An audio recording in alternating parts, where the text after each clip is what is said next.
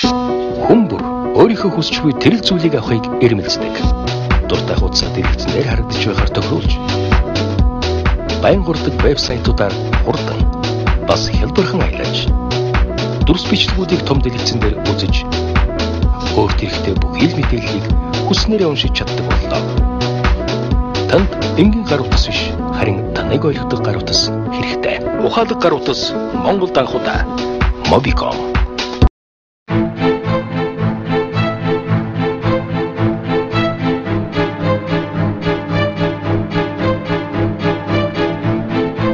Wall Street takes the brightest people and smashes them into the pavement on a regular basis. There's only one bottom line on Wall Street, and that bottom line is how much money you make. This is like being in a foxhole all day long with your enemies. I've seen many people come close to blows over a transaction. Greed is ugly. Make as much money as you can so that you can get out of there before it turns you to the dark side.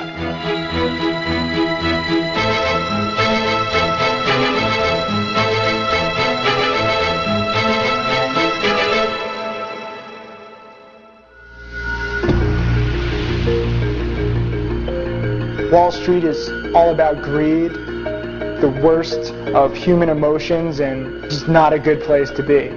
But it's great to try and make some money. You know, that's capitalism. I started my own hedge fund senior year of college in March of 2003.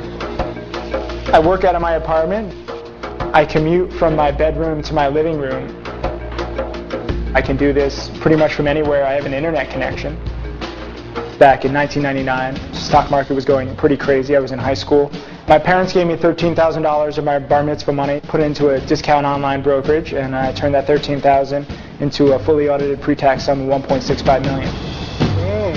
It all happened freshman year in college. I pretty much made $1 million in 5 months. Give me that, you little bitch. I'm waking up in my dorm room, and I'm up 20 grand in a day. It almost wasn't real. It was almost like a video game. That was sweet. Tim Sykes is a trader that I've been reading about over the years, and I've had my eye on him. As a Tulane, sophomore, junior, he launched a hedge fund out of his dorm room. From all I know about his trading style and his pedigree and his smarts, you watch him. He'll have 20, 30 million under management soon. I'm 25, and I'm looking for respect because I haven't gotten any. Even though I've been doing this 8 years, people still don't really take me seriously. That's fine. I plan on doing this another 50 years. 9:29, the market is about to open. There it is. It's 9:30.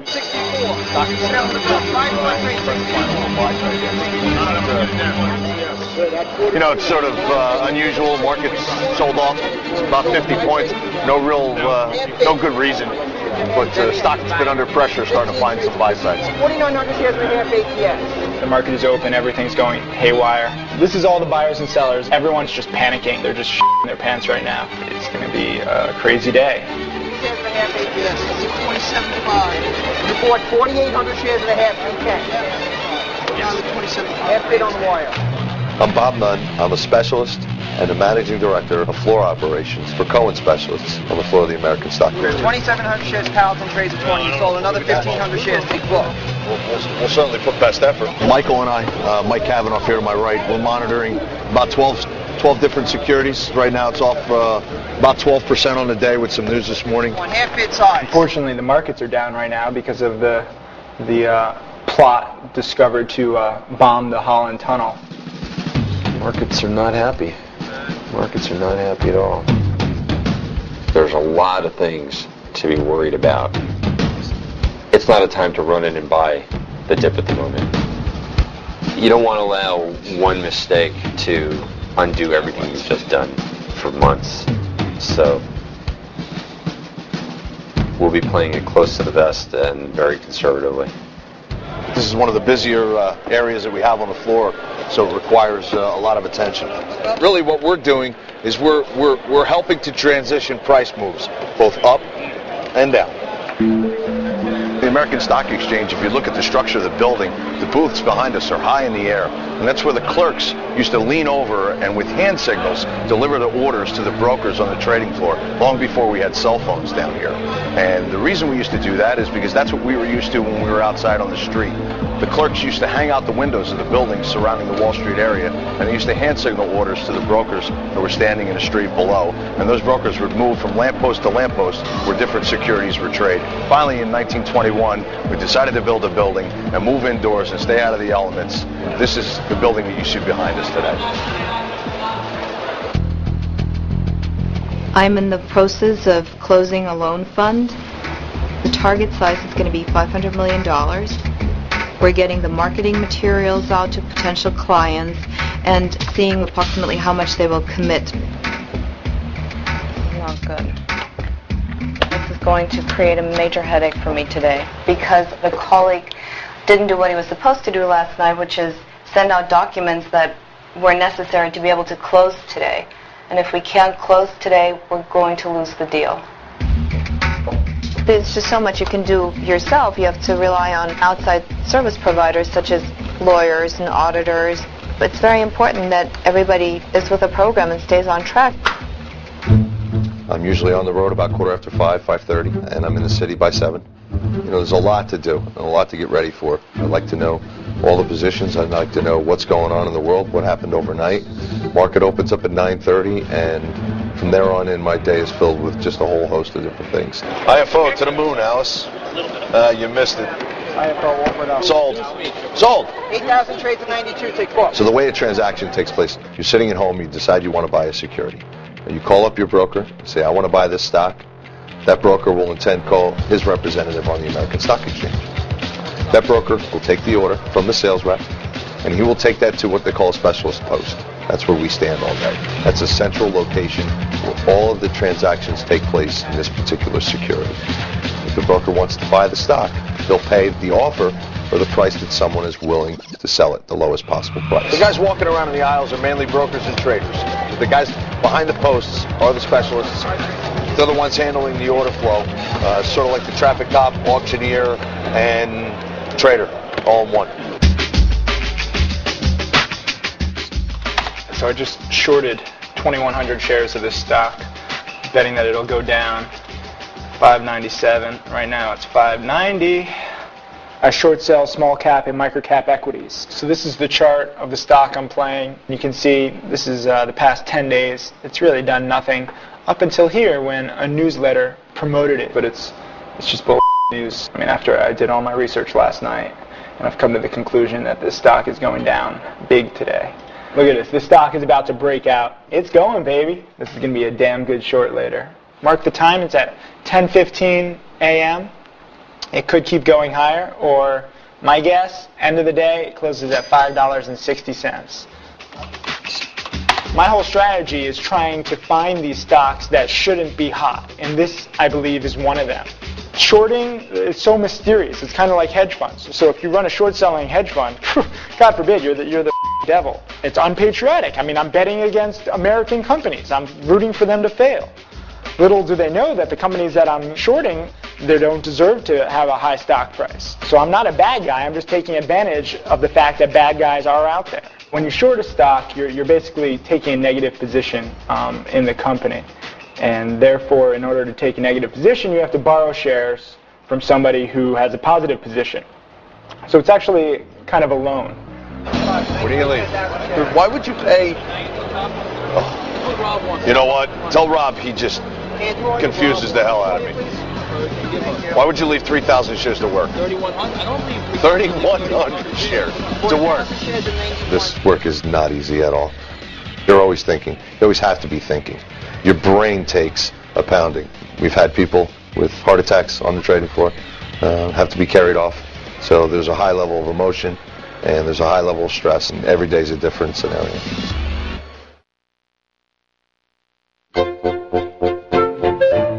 Wall Street is a great place because you never have so many get paid so much for adding so little. I'm basically calling you to tell you that I'm expecting to see the documents today.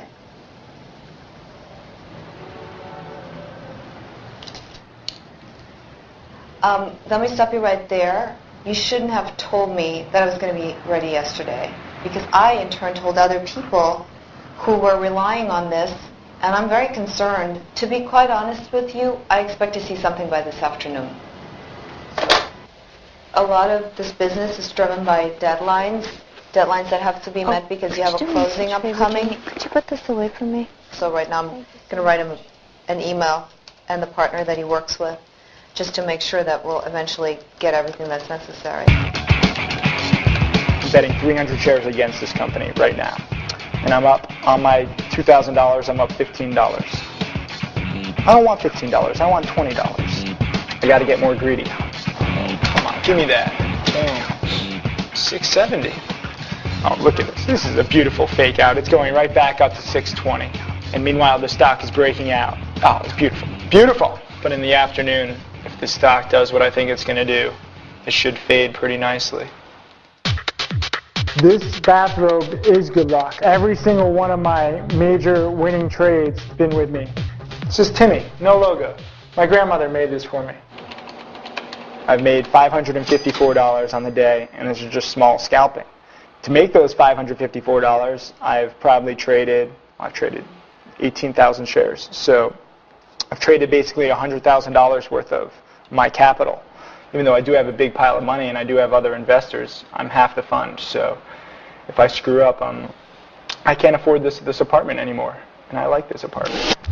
My goal is to build my hedge fund, to get taken seriously by the industry, to show that my strategy is viable. So I'm about to have a very wealthy potential investor come over. I am going to explain just my whole strategy and basically try and get him to give some of his millions over to me. Tanking. Why do you have to tank right now? This is why I hate planning meetings in the middle of the day, because right when you plan the meeting, the stock is about to tank. And then you're conflicted. Do I take the meeting, which is much better long term, or do I try and make a few hundred, maybe a few $1,000s? We're a short bias, short-term trading hedge fund. The key is just finding these small caps and micro caps that are doing something, because there's hundreds, thousands of small caps, micro caps that do nothing. That's where my experience comes in handy, because after 8 years of doing this crap, stock is breaking perfectly. I have to play this. You'll see. Come here. And it went up to 640 3 times. Then it kind of hung around 620, and now it's banging around 605 again. 4,000 shares. Yeah. Take out 602. Take out 6. There it is. Boom. Price hit 6 and took out 6. It immediately went to 590 because there was nothing but sells for those few seconds. So the key is to buy into that selling. Take out the 6s. Bam. Right now I have 2,400 shares left. These stocks are so volatile that they can flip on a dime like that. As of 1:28 p.m., I'm up $1,086. And I'm out. One of the things that trips people up all the time in the trading game is that once you've hit your objective, you need to pull yourself out of the market and rest for a moment. We do that all the time. We're not just simply always in the market waiting for the opportunity to kind of float along and try to grab it. We're sitting, lying in wait. You hit it right on negative 20. You're a maniac. Is that perfect? That's friggin' hysterical. So all we have to do is increase these by like a gazillion, and you're good shape. The art of what he does is just to identify the rhythm of the market, and when he's in sync with the rhythm of the market, he'll just stay with it. I work alongside with Chris Leonard, my senior trader. He is responsible for taking my decision as to what we want to put into the book and determining what is the most effective way to be able to actually put the trade on. Sometimes people say, well, why don't you just buy it? At times, it may be more prudent to buy it over the course of the day or over the course of several days, where Chris becomes of enormous value. He is in a position to really understand what's going on in the marketplace. You don't just buy stocks, you also sell short stocks, which basically gives you the ability to make money in a downward market. When you're initially going into positions and then obviously exiting them, yeah, it's a little hectic, but you got to expect that. Is this the next IFO? It's fitting the profile. The screen up here is telling me across the board what the market's doing. Each one of these panels, these lines, columns here, divided up by the stocks that we have here at the Post. Each one of the specialists is responsible for running their own panels here. How many 75 cent bid for 10,000 on this, right? If someone does come to the Post and wants to sell a particular stock and there's no one around to buy it, we as specialists have to buy it. That's a federal obligation. We have to maintain a fair and orderly market, and we have to be willing to put our capital on both sides, whether it's the buy side or the sell side. It doesn't matter whether it's 100 shares or 1.5 million shares. There is no natural buying and selling occurring all the time. A lot of times you may have 5 or 6 buyers out here, and we're the only seller. And it has to be done in an orderly fashion until such time that we can find natural sellers to accommodate those buyers. But let me get this clear. If there's no buyers, we have to buy. The day of the '87 crash, specialists were on the floor trying to borrow money against their insurance policies and double and triple mortgage their homes to stop the market from free-falling. Someone needed to step in and buy when no one else wanted to buy. And that's where a specialist comes in. No, stops your light on the book. Wreck it. I'm showing like 2,068, but done. 3 more. There are no contracts here. Everything is done verbally. Your transaction and your word is your bond. So you have to have a high sense of integrity to survive that. One of the unique parts about the Amex here is I've seen many people come close to blows over a transaction and then be seen in the bar around the corner having drinks after work. So, it's a passion. There's a lot of passion that goes on here. It's not monopoly. It's real money. I actually threw a $3,000 monitor at a guy once because he cut me out of a trade that I actually was entitled to. Cost me a $100 fine. I deserved it. I got a little overheated. Wall Street is a small community. Everybody knows everybody. It's a family. It's a tight group, and it's a passionate group.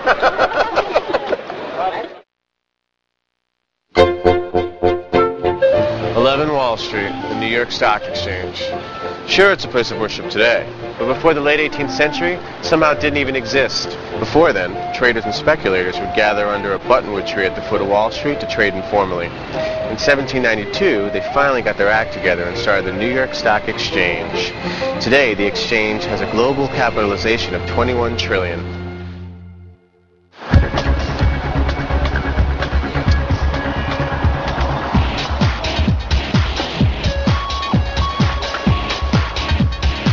I'm working with Rich Tech on discovering new managers that have great potential that haven't really broken into the market yet. My dream is to find a guy in a loft in Soho who's doing an incredible job and no one in the world had heard of him. I explained some of the process to Sandy, and Sandy is introducing undiscovered managers at a rate of 2 or 3 a week. She just put word out that she was looking for these types of managers, and everyone wants to help Sandy. I'll be meeting with Bruce today to evaluate whether there would be good chances of raising capital for him. To be able to judge him better, you have to meet their staff, and you want to hear them elaborate on their investment techniques. We're a very, very specific fund that invests in turnarounds. The way we play the game is we hit a home run 10% of the time. And that means a $2 stock going to 20, or a $1 stock going to 12, or a $3 stock going to 15. How would you describe your strategy, and how can it be, because it seems like you're mostly long. Typically, we go into a situation, and in turnarounds, it's management. We bet on management. And turnarounds take a lot of time, so we're patient. But if management doesn't perform, and we give them a lot of slack, and they don't get the job done, we get proactive. We get involved with the company. We help the company execute their business plan. Sometimes we get control. We call up other shareholders, and we sort of bound together to try to get control of the company to make things happen, because we want to make money on our positions. We've got beautiful views of Fifth Avenue here. That's what makes it special. After 9/11, most money managers that used to be on Wall Street moved up to Midtown, and Wall Street is more of a synonym of that whole culture and industry rather than a particular geographical area.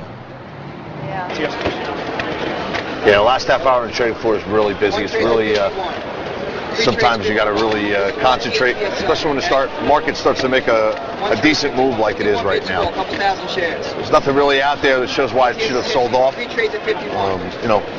30% of what it was up on the day, but it's taking a good hit here. You bought 4,900 shares and a half ATS. Something caused it to sell off here in the last few minutes. After 24 and 51 sold.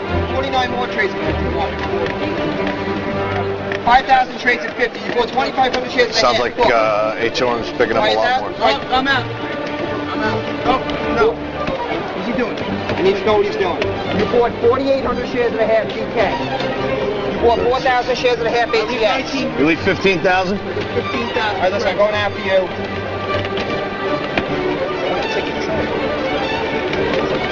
Listen, you bought 4,400 shares and a half book. He's almost done. He leaves nothing. Performance. 600,057 sold. 1,000 trades at 56. Scoop. 54, 5,000. 90 bid away, buddy. 90 bid away.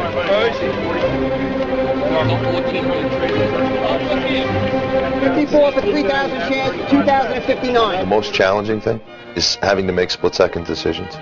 You can't really think that fast, even though you believe you can. You can't. You're going on instinct. You're going on reaction. And that's the toughest part of the job, is having to stay focused through that. 5,000, 2,057. Yeah. Offers a light after that. He's going to step up. Okay. 2,000 trades at 57. ATS 61 for 2,002 taken. 2,000 trades 62. That's 65. 5,065. 1-5. 5,000. At 41. 5 seconds. 1-5. 5,000. 35 for 1,000. Customer's got no room. No, 63 for 4,004 taken. 4,000 trade 64. What's for sale in the bell? 5 more trade 64. Not enough to get it there. 4,000 or 5,000 shares, maybe. 6,000 trades to 63. 2-5. 5 up. All right, close them up. Close them up. Amazing, a lot of stress. I can't tell you how many times I've had what I thought were chest pains, and numbness in the arm, and sweaty forehead, and sweaty palms, and dizziness. It's happened at least a half a dozen times. It's the most exciting job you could ever have. If you don't love this place, don't work here. You have to love it. You have to be passionate about it. You have to really care about it. It's a unique person that's able to sustain a career down here. This is an endless curiosity in trying to predict the future. This is the afternoon fade that I'm talking about. I was about 2 hours too early, because once it cracked 590, you can see it went straight to 550, and I did not take advantage of it. I would have gotten to the $4,000 barrier that I wanted. This is ridiculous. I had 14,000 shares left. This is perfect, and I just missed it. You check back. I said 562 close. That was my call at 10 a.m. You rewind it. We can play this over and over again. I still fully expect this thing to tank in the afternoon. End of the day, it closes at $5.60. So don't tell me you can't predict where the stocks are going, because this was dead on. This is opportunity lost. In the end, we all learned a valuable lesson. Not to walk away from the computer in the mid-afternoon when you think there's going to be a mid-afternoon fade. That's it. Lesson learned. Goodbye. Okay? It's a public offer. It's not me. Okay? So stop pulling my chain. Some of the ladies like me. Some of the ladies do not. I don't even know. I don't know what I'm saying, but it just sounded good. Oh, so cute. And we have the same hairstyle, too. And I'll have 2 orders of fries and a Coke with that, please.